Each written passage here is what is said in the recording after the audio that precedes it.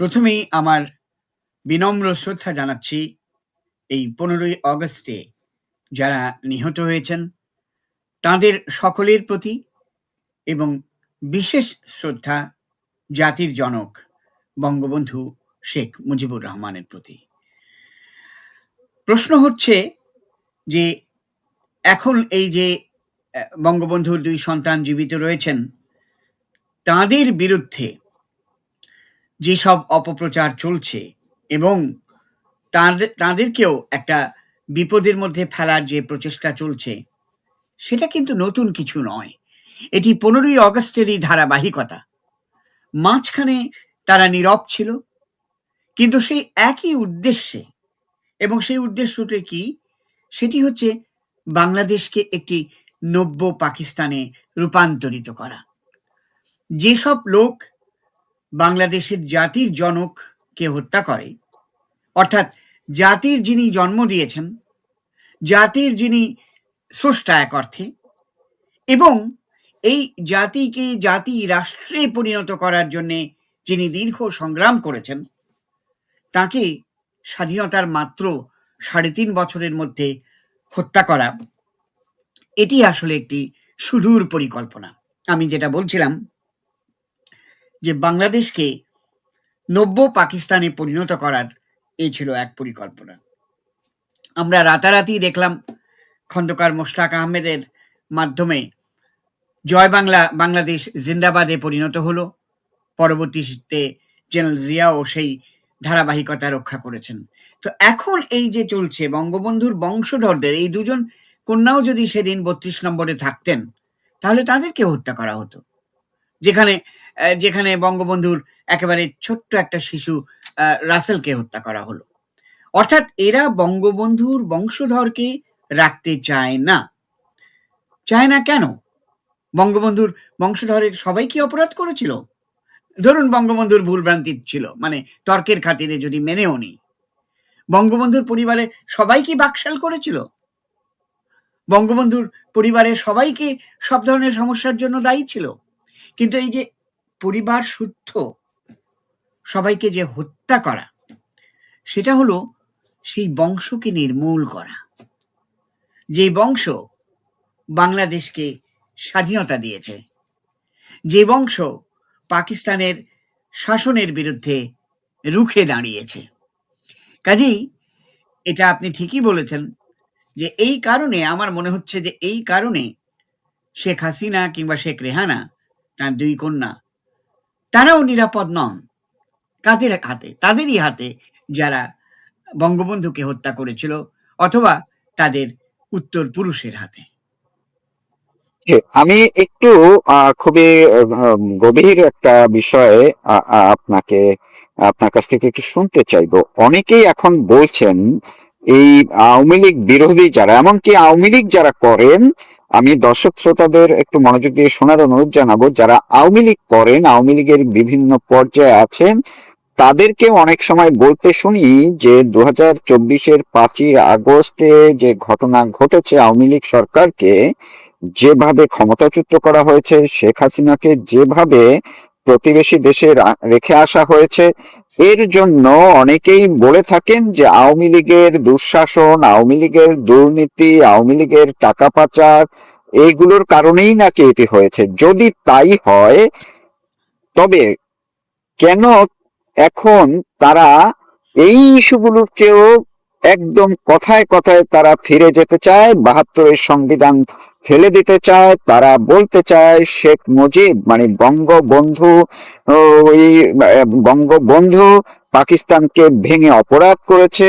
কেন তারা বলেন বঙ্গবন্ধুর এবং তার পরিবারের মুক্তিযুদ্ধে কোনো অবদান নেই?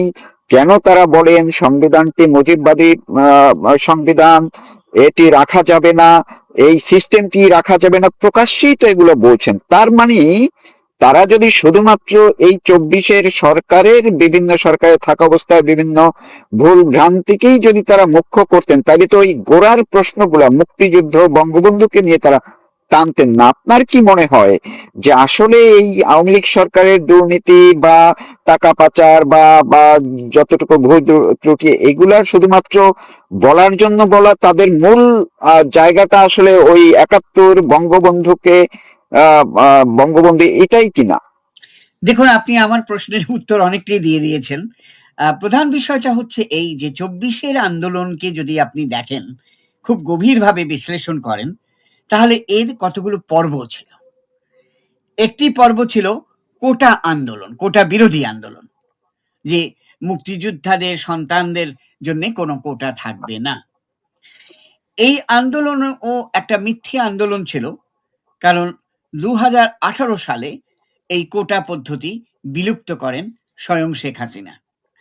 তারপর বিষয়টি আদালতে যায়। যারা কোটার পক্ষে ছিলেন তারা আদালতে আপিল করেছিলেন।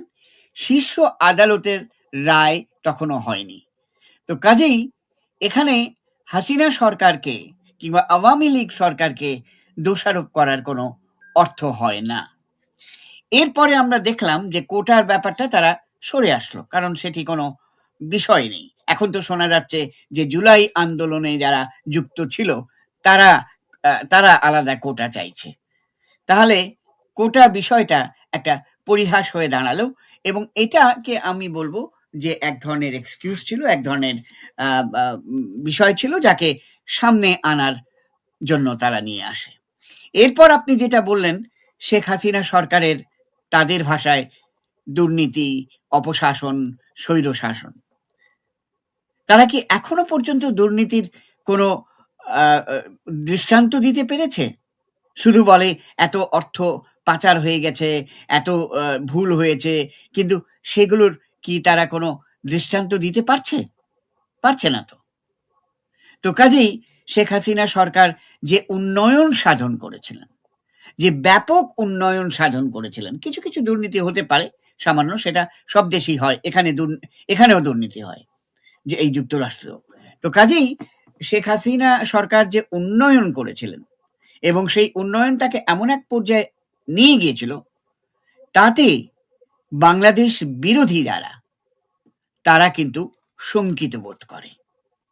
তারা মনে করে যে শেখ হাসিনার যে জনপ্রিয়তা হয়েছে সেই জনপ্রিয়তাকে ক্ষুণ্ণ করতে হবে, এবং সেই ক্ষুণ্ণ করার কারণেই কোটার অজুহাতে তাদের এই আন্দোলনের সূচনা, এবং এরপর তারা নানান বাহানা দিয়ে বলার চেষ্টা করলো যে না, শেখ হাসিনাকেও অপসারণ করতে হবে। এখন দেখা যাচ্ছে যেটা আপনি বললেন যে শেখ হাসিনা তো চলে গেলেন, কিন্তু কি হলো? তারা কিন্তু কেউ কেউ তখন স্লোগান দিয়েছিল বঙ্গবন্ধুর বাংলাদেশে কোন রকম ইয়ে হবে না, কি বলে তাকে, বঙ্গবন্ধুর বাংলায় বৈষম্যের ঠাঁই নেই, এই স্লোগান এক্স্যাক্টলি, দিয়েছিল। হ্যাঁ, বঙ্গবন্ধুর বাংলাদেশে বৈষম্যের ঠাঁই নাই। তো এরপরে তারা কিন্তু বৈষম্য রাখলো, কিন্তু বঙ্গবন্ধুকে সরিয়ে দিল। বঙ্গবন্ধুর নাম উচ্চারণেও তারা যেন দ্বিধাগ্রস্ত হলো। স্বয়ং ডক্টর ইউনুস মনে হলো যে বঙ্গবন্ধু নাম ভাসুরের নামের মতো উচ্চারণ করা যাবে না। তো এই যে বিষয়টা, এটা কিন্তু একটা বিরাট ষড়যন্ত্র। এরপর আপনি যেটা বললেন যে তারা কিন্তু ওই আন্দোলনে নেই, তারা এখন বলছে যে সংবিধান পরিবর্তন করো, তারা বলছে জুলাই সনদ বাস্তবায়িত করো। জুলাই সনদে কি আছে? জুলাই সনদে মূলত মুক্তিযুদ্ধের সময় যে সংবিধান প্রণয়ন করা হয়েছিল সেই সংবিধানকে বাতিল করার কথাই আছে। মানে সংশোধন বলতে, কিংবা সংস্কার বলছে তারা, সংশোধনও বলছে না, সেটা বাতিল না, করার কথা। এখন তো দাবি সরাসরি পুরোটাই বাতিল করতে বলে, হ্যাঁ, এমনকি সেই ফরহাদ মাজার তো প্রতিদিনই বলে। সেই তো কাজেই এই আন্দোলনের পেছনে যে একটা বিরাট ষড়যন্ত্র ছিল, অর্থাৎ বাংলাদেশ নামের একটি স্বাধীন সার্বভৌম রাষ্ট্রের অস্তিত্বকে বিলুপ্ত করে দেয়ার। সেটা হয়তো এমনি কাগজে কলমে থেকে যাবে বাংলাদেশ, কিন্তু বাংলাদেশ তো কেবল ভূমি নয়, বাংলাদেশ তো একটি আদর্শ, বাংলাদেশ তো একটি চেতনা। বাংলাদেশ সেই আদর্শ, সেই চেতনা তাকে বিলুপ্ত করে দেয়া মানেই হচ্ছে একটি স্বাধীন বাংলাদেশকে বিলুপ্ত করে দেয়া। সেজন্যই আমরা আজকাল শুনি ইনকিলাব জিন্দাবাদ। বিপ্লব শব্দটাও তারা ব্যবহার করে না, ইনকিলাবের বাংলা হচ্ছে বিপ্লব, সেটাও তারা ব্যবহার করে না, তারা ইনকিলাব জিন্দাবাদ বলে। তাহলে আপনি লক্ষ্য করুন যে এই আদর্শটা, যেটা বাংলাদেশের মূল আদর্শ, মুক্তিযুদ্ধের মূল আদর্শ, চেতনা বললে আবার তারা চেতে যায়, কিন্তু এই মূল আদর্শকে বিলুপ্ত করা, বিলীন করে দেওয়াই তাদের মূল উদ্দেশ্য। যে তারা তো যেমন কালকে পরশু শুনলাম যখন সরকার বলছে, সরকারের কেউ কেউ বলছে, কেউ কেউ না, এখন ভারপ্রাপ্ত মহাসচিব যিনি এই যে রুহুল কবির রিজভী, তিনি বললেন যে মুক্তিযুদ্ধে শেখ হাসিনার পরিবার কিংবা বঙ্গবন্ধুর কোনোই অবদান নাই। তার মানে এই যে যারা বলছেন যে একেবারে বঙ্গবন্ধু পাকিস্তান ভাগ করে অপরাধ করেছেন, যারা বলছেন বঙ্গবন্ধুর নাম নিয়ে যারা বলছেন এই একেবারে এই সংবিধান রচনা সবকিছুই হচ্ছে ভারতের একটা অংশ হিসেবে, ভারতের একটা করণরাজ্য হিসেবে বাংলাদেশকে করেছে বঙ্গবন্ধু, এই যে অপবাদগুলো দিচ্ছেন, তো তাদের সঙ্গে তো এই বিএনপি, ক্ষমতাসীন বিএনপির কথাও তো মিলে যাচ্ছে। তার মানে কি তারাও ওই মুক্তিযুদ্ধে টাকে, বঙ্গবন্ধুকে আসলে বিনাশ সম্পূর্ণ করতে পারেনি, এই আক্ষেপটা কি তারাও পোষণ করছেন কিনা? হ্যাঁ, এটা অত্যন্ত পরিহাসের বিষয় যে তারেক রহমান মুক্তিযুদ্ধ বলতে কেবল জিয়াউর রহমানকে বোঝান, এর বাইরে তিনি মুক্তিযুদ্ধকে দেখতে পান না। তিনি ভুলে যান যে জিয়াউর রহমান কার অধীনে, কার নামে স্বাধীনতার কথা বলেছিলেন।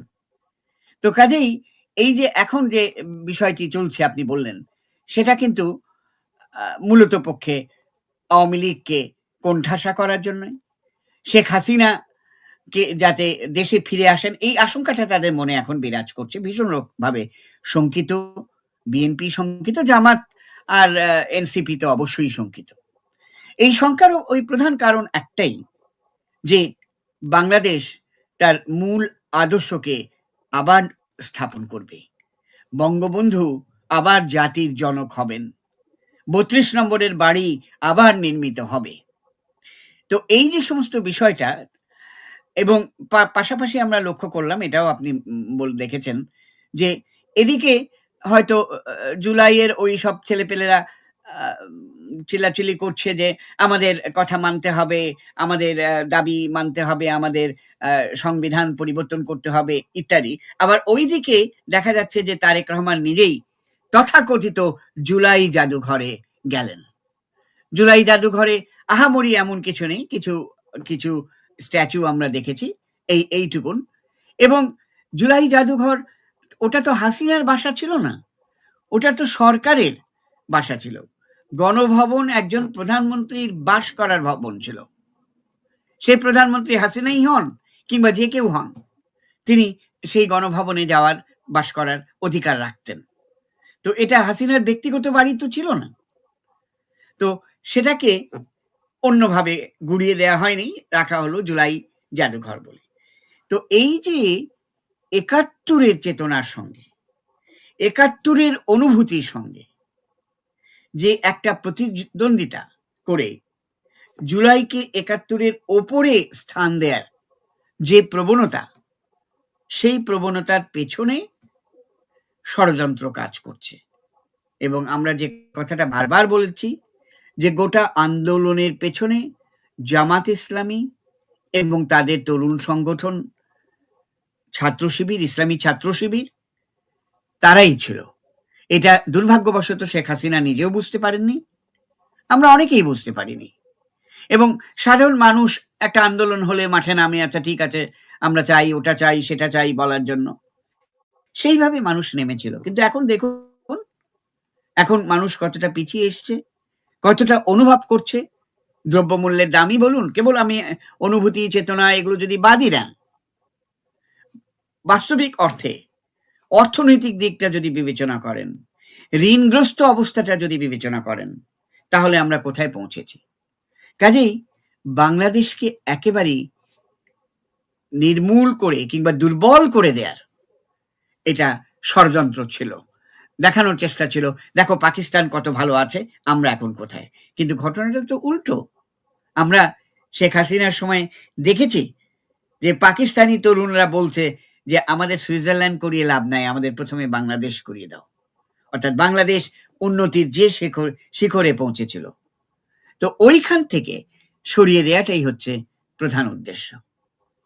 জি, আমরা গতকালকে দেখলাম এই যে ডক্টর ইউনূসের অন্যতম একজন হাতিয়ার যাকে বলা হয় এই সার্জিস আলম, সে কোনো একটা চ্যানেলে ইন্টারভিউতে বলছিলেন যে শেখ হাসিনা দেশে আসলে যদি সরকার তাকে ফাঁসির মঞ্চে নাও নেয়, তার আগেই সে দেশে ঢোকার সঙ্গে সঙ্গেই তারাই, তিনি জনগণকে ইন্ডিকেট করছেন, তাদের কথা বলেছেন, তারাই তাকে নিয়ে ছিঁড়ে কুটে খেয়ে ফেলবে।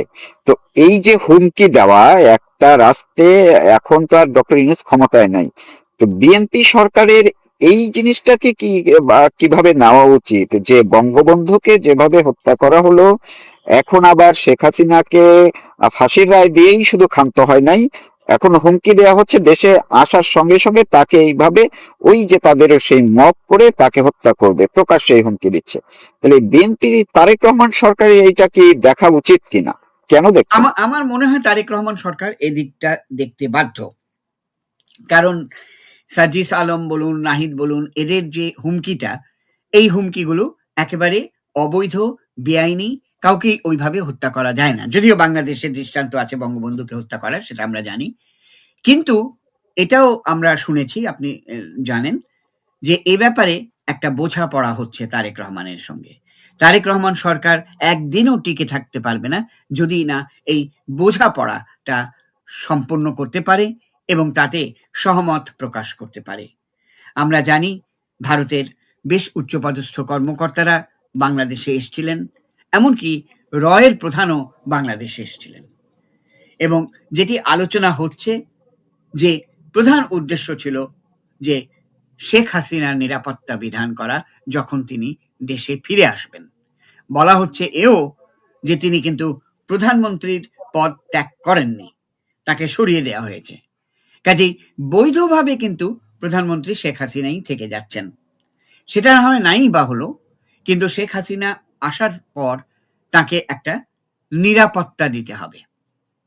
তারপর সেই নিরাপত্তা নিয়ে তিনি বৈধভাবে তার বিরুদ্ধে আনীত অভিযোগের জবাব দেবেন এবং সেই অভিযোগের ব্যাপারটা নিয়ে তিনি মামলা লড়তে পারবেন। এই সুযোগ কিন্তু তাকে দিতেই হবে, এবং এই ব্যাপারে একটা আন্তর্জাতিক চাপও আছে। এটাও শোনা যাচ্ছে যে যুক্তরাষ্ট্র সরকার যতখানি এগিয়ে এসছিল সেই সময়, ইউনূস সাহেবের সময়, সেখান থেকে কিন্তু যুক্তরাষ্ট্র অনেকটা পিছিয়ে এসছে এখন। এর প্রধান কারণ আপনি জানেন যে তারেক রহমান চীনে গিয়েছিলেন এবং চীনের সঙ্গে একটা করিডর স্থাপনের কথা হয়েছে, যে করিডরে চীন, মায়ানমার এবং বাংলাদেশ থাকবে, কিন্তু ভারত থাকবে না। সেটা যুক্তরাষ্ট্রের জন্য একটা হুমকি স্বরূপ। ভারতের জন্য তো বটেই, যুক্তরাষ্ট্রের জন্য একটা হুমকি স্বরূপ। কাজেই যুক্তরাষ্ট্র ভারতের বাংলাদেশের সরকারের এই স্বরূপের সঙ্গে কিন্তু সহমত নয়। এবং যেটা শোনা যাচ্ছে, এটা তো আমি এখান থেকে বসে বলতে পারবো না, কিন্তু যেটা শোনা যাচ্ছে সেটা হলো তারেক রহমানের উপর একটা চাপ আছে। কাজে নাহিদ, সার্জিস যাই বলুন না কেন, মূল কথাটা হচ্ছে যে তারেক রহমানের এটা দায়িত্ব হচ্ছে শেখ হাসিনাকে নিরাপত্তা বিধান করা তার, এবং সম্ভবত তাকে হয়তো সাময়িক সময়ের জন্য গৃহবন্দী রাখা হতে পারে। সেটা এক অর্থে তার জন্য শাপে বর, কারণ গৃহবন্দী মানে হচ্ছে তিনি সরকারি নিরাপত্তায় থাকবেন এবং তারপর তিনি মামলা লড়তে পারবেন। কাজে এই কথা যারা বলছে তাদের বিরুদ্ধে বরঞ্চ আমি মনে করি তারেক রহমানের ব্যবস্থা নেওয়া উচিত। কারণ বৈধ একজন লোককে, ফাঁসির ব্যাপারটা আলাদা, সেটা আদালতের ব্যাপার, কিন্তু ফাঁসি না হলেও তাকে টিকতে দেওয়া হবে না, তাকে হত্যা করে ফেলে দেওয়া হবে, এই জাতীয় হুমকি যারা দিচ্ছেন তারা তো শাস্তিযোগ্য অপরাধ করছেন। তো সেদিকটা বোধহয় নজর দেওয়া উচিত। কিন্তু তারেক রহমান এখন যেটা করছেন, এই মুহূর্তে মনে হচ্ছে আমার যে তিনি এক ধরনের ভারসাম্য রক্ষা করার চেষ্টা করছেন, আগেও তাই করেছিলেন, এখনো তাই করছেন। এবং আমাদের এটা দেখার বিষয় যে তারেক রহমান ভারতের আমন্ত্রণে সাড়া দিয়ে ভারত যাচ্ছেন কিনা। সেটা কেবল বিমস্টেকের সম্মেলনে নয়, ভারতের দ্বিপাক্ষিক আমন্ত্রণ গ্রহণ করছেন কিনা সে নিয়েও প্রশ্ন উঠেছে। কিন্তু বাংলাদেশে নিযুক্ত ভারতীয় হাইকমিশনার সরাসরি তারেক রহমানের সঙ্গে দেখা করেছেন, কথা বলেছেন, এবং তার পরপরই তিনি গিয়ে ভারতের প্রধানমন্ত্রী নরেন্দ্র মোদীর সঙ্গে দেখা করে জানিয়েছেন বাংলাদেশ কি ভাবছে, এবং তারপর তিনি ফিরে এসছেন। তো কাজেই কূটনৈতিক মহলে এই বাইরে রাজনৈতিক মন্তব্য যাই হোক না কেন, কূটনৈতিক মহলে একটা দেওয়া নেওয়ার আলোচনা চলছে। না, কিন্তু আপনি যথার্থই বললেন, বিশ্লেষণটুকু করলেন, কিন্তু এই যে এখন যে ক্ষমতায় আছে প্রধানমন্ত্রী তারেক রহমান, তিনি তো আবার শেখ হাসিনাকে হত্যা চেষ্টার মামলার 21শে আগস্ট গ্রেনেড হামলা মামলার আসামি, দণ্ডপ্রাপ্ত আসামি ছিলেন। তিনি এখন ক্ষমতায় বসছেন, তার মামলা হাওয়া হয়ে গেল। তো শেখ হাসিনা দেশে আসলে আসলে তিনি কতটা এই সরকার মানে তারেক রহমানের জায়গা থেকে আপনি যে নিরাপত্তার কথা বললেন সেটা কতটা আসলে আশাই বা করা যায়, নাকি এর পরেও একটা ঝুঁকি থেকেই যায় আর কি? না, ঝুঁকি তো অবশ্যই আছে, এ কথা স্বীকার করতেই হবে যে শেখ হাসিনার জীবনের ঝুঁকি আছে। তারেক রহমান যদি বিচক্ষণতার পরিচয় দেন, আমি বারবার বলছি, তাহলে আওয়ামী লীগকে রাজনীতি করতে দিতে হবে, শেখ হাসিনাকে রাজনীতি করতে দিতে হবে। এটা সত্যি যে তারেক রহমান 21শে অগস্টের হত্যা মামলার অন্যতম প্রধান আসামি ছিলেন। তার জন্য তার শাস্তি হয়েছিল এবং তিনি দেশ ছেড়ে পালিয়েছিলেন। এটা তো ধ্রুব সত্য। এখন সেই মামলাকে তিনি পরিবর্তন করে দিয়েছেন, সেটা আপাতত রাজনৈতিক কারণে খারিজ হয়ে আছে। শেখ হাসিনা ফিরে আসলে সেই মামলা পুনর্বহাল হবে কিনা সেটা অন্য ব্যাপার, কারণ এটা পুরোটাই স্ট্র্যাটেজির ব্যাপার, রাজনৈতিক স্ট্র্যাটেজির ব্যাপার। এখন তারেক রহমান যদি মনে করেন যে শেখ হাসিনা দেশে ফিরে আসুন, আওয়ামী লীগ ক্ষমতায় নাই বা যাক, অনেকে বলছেন যে আগামী বছর নির্বাচন হবে, আওয়ামী লীগ ক্ষমতা নাই বা যাক, কিন্তু আওয়ামী লীগ যদি একটি প্রধান বিরোধী দল হয়ে থাকে, তাহলে জামাতে ইসলামী যে আধিপত্য বিস্তার করতে চাইছে এবং করছেও, সেটা কিন্তু ক্ষীণ হয়ে আসবে। সেটা এক অর্থে তারেক রহমানের সরকারের জন্য সুবিধাজনক, কারণ জামাত ইসলামের সঙ্গে আপোষ করে আগে যেভাবে চলেছিলেন সেটা ভিন্ন কথা, কিন্তু এখন জামাত ইসলাম যে প্রাধান্য বিস্তার করছে, বিশেষ করে আওয়ামী লীগের অনুপস্থিতিতে, সেখানে কিন্তু জামাত ইসলাম বিএনপির ওপর, ইংরেজিতে আমি যাকে বলবো, আপার হ্যান্ড নেবে। এবং সেক্ষেত্রে জামাত ইসলাম যদি শক্তিশালী হয়ে ওঠে, সেটা কিন্তু আওয়ামী লীগের বিরুদ্ধে চ্যালেঞ্জ নয় কেবল, এটা বিএনপির বিরুদ্ধেও প্রধান চ্যালেঞ্জ। কারণ আওয়ামী লীগ এই চ্যালেঞ্জ বারবার মোকাবিলা করেছে এবং আওয়ামী লীগ জামাতকে কখনো ভয় পায়নি, বরঞ্চ আওয়ামী লীগ জামাতকে কোণঠাসা করেছে যথার্থভাবেই, কারণ তারা মুক্তিযুদ্ধ বিরোধী। এখন তারেক রহমান একদিকে নিজেকে মুক্তিযোদ্ধা জিয়াউর রহমানের সন্তান বলে গর্ববোধ করেন, আর অপরদিকে তিনি যদি মুক্তিযুদ্ধ বিরোধীদের সঙ্গে আপোষ করেন, তাহলে তো উনি কোথাও থাকছেন না। তো আমার নিজের বিশ্বাস যে তারেক এই ভুলগুলো সংশোধন করার চেষ্টা করবেন। 21শে অগস্টের মামলার কি হবে, হাসিনা ওটা পুনর্জীবিত করবেন কি করবেন না, এগুলো হচ্ছে গভীর রাজনৈতিক প্রশ্ন, এবং সেটা রাজনৈতিক সুবিধা অসুবিধার কথা হাসিনাও বিবেচনা করবেন, তারেক রহমানও বিবেচনা করবেন।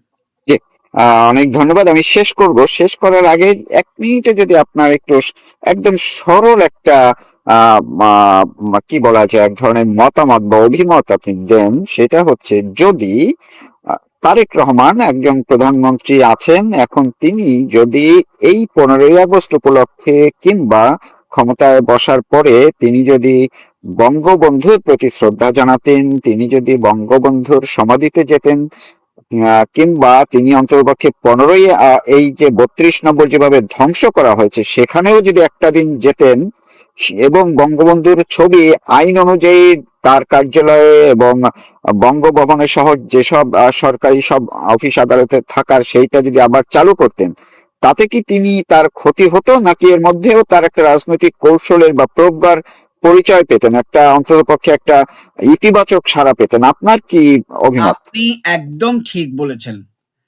তারেক রহমান বঙ্গবন্ধুকে যদি জাতির জনক হিসেবে স্বীকৃতি দিতেন, বঙ্গবন্ধুর এই 15ই অগস্ট তার হত্যা দিবসকে জাতীয় ছুটি হিসেবে ঘোষণা করতেন, এবং এই যেভাবে আপনি বললেন যে 32 নম্বরে যেতেন, আমি তো বলবো যে তার তো ক্ষমতা গ্রহণের পরপরই তার, যেমন তিনি জিয়াউর রহমানের মাজারে গেছেন, তেমনি তার উচিত ছিল টুঙ্গিপাড়াতে বঙ্গবন্ধুর মাজারেও যাওয়া। এগুলো অত্যন্ত বিচক্ষণ একটা দিক হতো, যেখানে কিন্তু লোকজন যারা বিএনপিকেও সমর্থন করে, কেউ কেউ বিএনপিকেও মুক্তিযুদ্ধের দল বলে মনে করে, তারা কিন্তু অনেকখানি আশ্বস্ত হতেন। কিন্তু তারেক রহমান, আপনি সংক্ষেপে বলতে বলেছিলেন, কিন্তু আমি একটু বাড়িয়েই বলছি। কি বলেন? সেটা হলো, তারেক রহমান ঠিক জিয়াউর রহমান যে সুবিধাটুকু নিয়েছিলেন, যে জিয়াউর রহমান মুক্তিযোদ্ধা ছিলেন, এতে কোনো সন্দেহ নেই, তিনি মুক্তিযুদ্ধ করেছেন, তিনি বঙ্গবন্ধুর পক্ষে মুক্তিযুদ্ধের ঘোষণা দিয়েছেন, এগুলো ঐতিহাসিক সত্য। কিন্তু এই জিয়াউর রহমানকে আমরা দেখি 75 পরবর্তী সময় পাল্টে গেলেন এবং বঙ্গবন্ধুর ঘাতকদেরকে স্থান দিলেন, পুরস্কৃত করলেন, জামাত ইসলামের প্রধানকে দেশে আনালেন। এইগুলো যদি জিয়াউর রহমান না করতেন এবং বঙ্গবন্ধুকে তিনি জাতির জনক হিসেবে স্বীকৃতি দিতেন, তাহলে আজকে বাংলাদেশের রাজনীতি ভিন্ন ধরনের হতো।